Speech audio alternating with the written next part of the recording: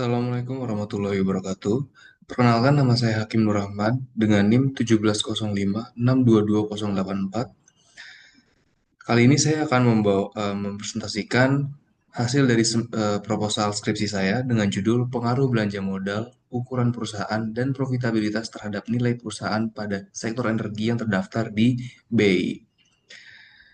Di sini sebelumnya saya ingin memperkenalkan dosen pembimbing pertama dan kedua saya. Yang pertama yaitu Ibu Puji Yuniarti, SEMM, dan juga dosen pembimbing kedua saya, Ibu Destria Kurnianti, SEMSC. Oke, selanjutnya saya ingin menjelaskan mengenai latar belakang penelitian saya, yaitu sektor energi merupakan tulang punggung ekonomi Indonesia. Sebelum pandemi, kontribusi PNBP atau penerimaan negara bukan pajak dari sektor ini mencapai 172,9 triliun pada tahun 2019, memenuhi kurang lebih dari 81% dari target PNBP yang ditetapkan pada saat itu. Namun, Kementerian ESDM mencatat bahwa penerimaan PNBP pada tahun 2020 turun sebesar 37% menjadi 108,7 triliun. Penurunan tersebut disebabkan oleh adanya PSBB dan juga pengurangan mobilitas masyarakat pada saat itu disebabkan oleh COVID-19.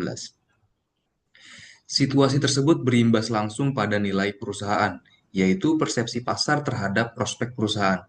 Ketika arus kas melemah dan harga komoditas turun, investor menjadi lebih berhati-hati. Di tengah kondisi itu, perusahaan energi tetap harus mengalokasikan belanja modal besar untuk operasi dan transisi energi. Penelitian sebelumnya tentang pengaruh belanja modal, ukuran perusahaan, dan profitabilitas terhadap nilai perusahaan juga masih tidak signifikan atau tidak konsisten. Karena itu, penelitian ini menguji kembali hubungan ketiga variabel tersebut pada masa pemulihan 2021 sampai 2024 untuk memberikan gambaran yang lebih jelas tentang faktor-faktor yang mempengaruhi nilai perusahaan energi di Indonesia.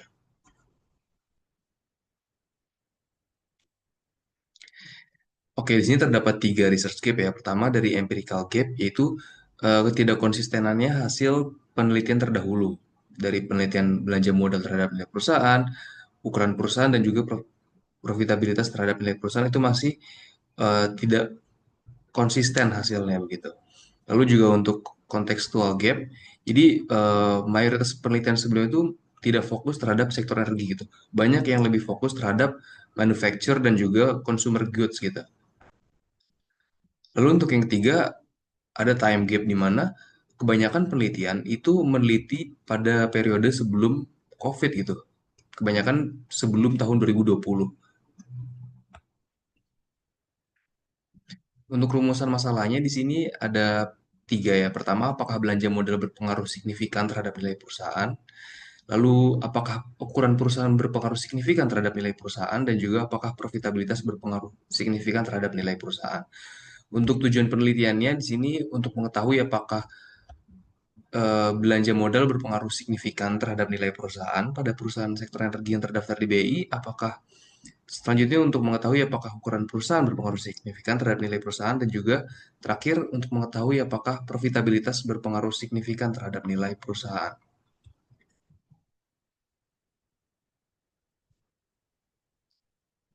Selanjutnya untuk manfaat penelitian di sini terdapat dua manfaat yaitu untuk pertama untuk manfaat teoritis dan juga manfaat praktis. Pertama untuk manfaat teoritisnya yaitu untuk penelitian ini diharapkan untuk memperkaya literatur dalam disiplin manajemen keuangan dan juga menjadi rujukan bagi penelitian di masa depan. Lalu untuk manfaat praktisnya diharapkan memberikan masukan berharga bagi manajemen perusahaan energi dalam pengambilan keputusan strategis.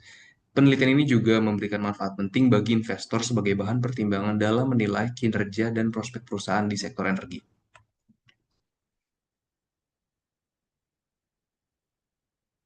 Untuk teori pendukung di sini ada tiga. Pertama, agency teori yang dimana menurut Jensen dan Mackling dari tahun 1976, teori keagenan didefinisikan sebagai hubungan kontraktual di mana satu orang atau lebih, atau kita sebut prinsipal, mempekerjakan orang lain yaitu agen untuk melakukan suatu jasa atas nama prinsipal. Lalu selanjutnya ada signaling teori yang mana menurut Spence tahun 1973, yaitu teori sinyal menyatakan bahwa dalam kondisi asimetri informasi, Pihak yang memiliki informasi internal atau informed party akan mengirimkan sinyal untuk mentransfer informasi tersebut kepada pihak luar. Selanjutnya yang terakhir adalah pecking order theory, yang mana menurut Myers tahun 1984, pecking order theory adalah teori struktur modal yang berargumen bahwa perusahaan mengikuti hierarki atau urutan tertentu dalam pemilihan sumber pendanaan.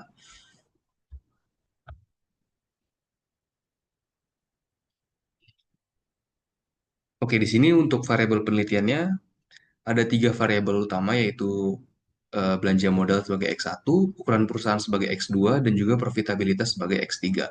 Di sini saya menggunakan dua variabel kontrol yaitu leverage dan juga firm edge. Untuk variabel dependennya atau Y-nya, saya menggunakan nilai perusahaan. Oke, untuk kerangka teori dan pengembangan hipotesisnya yaitu pertama, belanja modal berpengaruh positif signifikan terhadap nilai perusahaan. H- H2-nya yaitu ukuran perusahaan berpengaruh positif signifikan terhadap nilai perusahaan.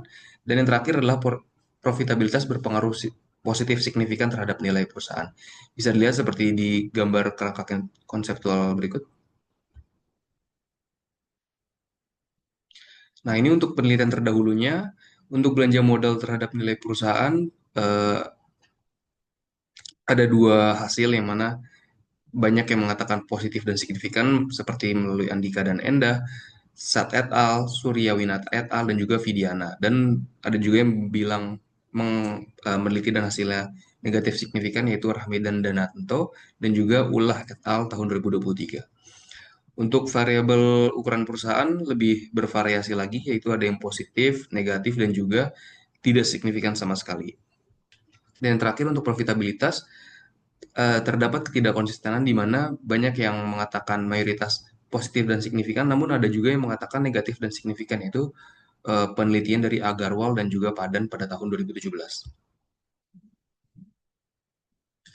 Untuk unit analisis populasi dan sampel, di sini teknik pengumpulan data yang digunakan adalah teknik pengumpulan data sekunder yang mana data yang digunakan itu bersumber dari laporan tahunan atau annual report dan laporan keuangan perusahaan sektor energi yang terdaftar di Bursa Efek Indonesia itu bisa lewat laman resmi perusahaan-perusahaan tersebut gitu. Untuk populasinya yaitu perusahaan sektor energi yang terdaftar di BEI sepanjang periode 2021 sampai 2024. Nah, untuk sampelnya, saya menggunakan purposive sampling, yaitu teknik pengambilan sampel yang didasarkan pada pertimbangan dan kriteria tertentu. Nah, kriteria sampelnya itu pertama, perusahaan sektor energi yang terdaftar di BI periode 2021 sampai 2024, perusahaan sektor energi yang menerbitkan laporan tahunan secara lengkap dari 2021 sampai 2024, dan juga perusahaan sektor energi yang tidak melakukan penggabungan atau merger dan akuisisi selama periode 2021 sampai 2024. Yang terakhir, perusahaan sektor energi yang di dalam laporan keuangannya memuat variabel yang akan diteliti. Nah, akhirnya setelah melakukan kriteria sampel tersebut didapatkan yaitu 56 perusahaan yang siap untuk diteliti. Nah, ini untuk operasionalisasi variabelnya di mana nilai perusahaan terdapat dua pengukuran yaitu Tobin-Skew dan PBV, yang mana Tobin-Skew digunakan sebagai pengukuran utama ya. Cuma yang PBV digunakan untuk uji robas nanti begitu. Belanja modal di sini menggunakan capex, ukuran perusahaan menggunakan size, profitabilitas menggunakan ROA, leverage menggunakan DER, dan juga verb edge dihitung dari tanggal pendirian resmi. Nah, untuk metode penelitiannya di sini perangkat analisis yang akan saya gunakan yaitu menggunakan Stata ya. Dan model analisisnya penelitian ini menggunakan model regresi linear berganda, yaitu metode analisis statistik yang digunakan untuk menguji hubungan antara satu variabel dependen dengan dua atau lebih variabel independen secara bersamaan. Menurut Iba dan Wardana tahun 2024. Nah, untuk teknik analisisnya, pertama saya akan menguji analisis statistik deskriptif, kedua uji asumsi klasik yang mana pertama ada uji normalitas menggunakan KS atau Shapiro-Wilk, kedua menggunakan uji multikoliniaritas menggunakan FIF dan tolerance, yang ketiga ada uji heteroskedastisitas menggunakan White test dan uji autokorelasi menggunakan Wooldridge test. Selanjutnya saya juga menguji robustness, yang terakhir juga uji hipotesis, yaitu uji T parsial, uji F simultan, dan juga uji koefisien determinasi R kuadrat.